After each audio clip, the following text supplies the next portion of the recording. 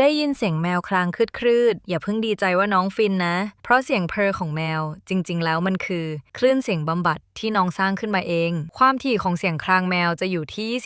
25-150 เฮิรตซ์ซึ่งเป็นช่วงความถี่ที่ช่วยฟื้นฟูกระดูกและเนื้อเยื่อได้ เวลาแมวบาดเจ็บหรือเครียดน้องจะคลางออกมาเพื่อรักษาตัวเองและลดความเจ็บปวด เหมือนมีเครื่องนวดไฟฟ้าส่วนตัวอยู่ข้างใน